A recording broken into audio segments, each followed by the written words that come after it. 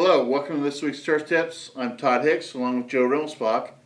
This week weather-wise, as most of you know, we're starting to get wet, and the rain forecast is going to be wet for about the next 7 days off and on. And for the pathology view, we should be putting out, or have already put out, our early dollar spot treatments. Help dry that inoculum down so it keeps dollar spot away, or keeps it at a minimum when it does show up on our courses or on our grass areas. The other thing we have to worry about with this rain and the temperature change, where we're staying a little warmer at night, is leaf spot.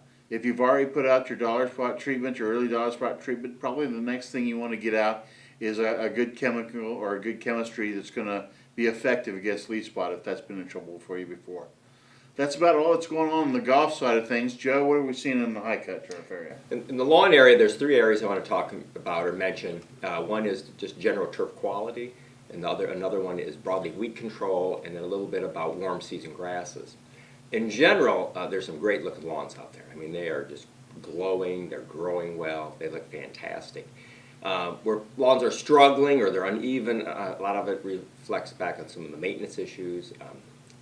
Mowing too infrequently. I've already seen some scalp lawns that'll result in some undesirable effects as we go along. Fertilization, lawns that are hungry, you can really pick those out. And we're starting actually to dry out in central Ohio. So if we don't get the rain that Todd mentioned, we will see some effective drying conditions. The next thing I want to talk about is broadleaf weed control. And in general, we've had great weather for dandelion bloom. The lawn industry likes long periods of cool temperatures with lots of dandelion blooms to really boost sales. This year we've had that in many cases.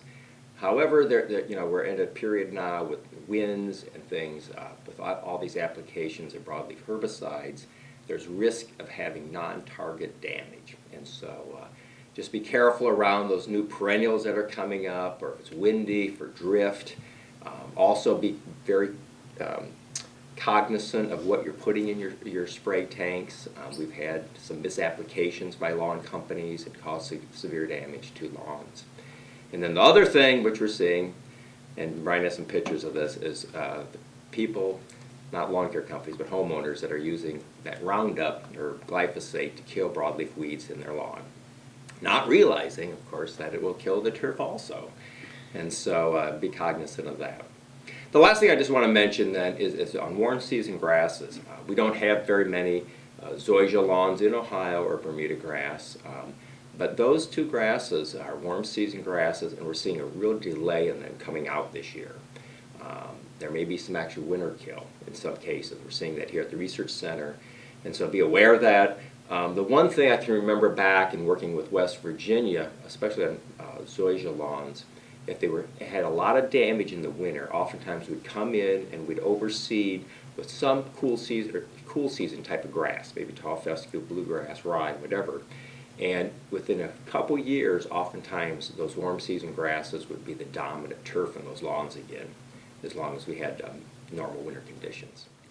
We just wanted to take a few moments to say something real quick to our viewers of these videos about Bucks for Turf. This is a program started by OTF that gives you a chance to give back to the turfgrass group.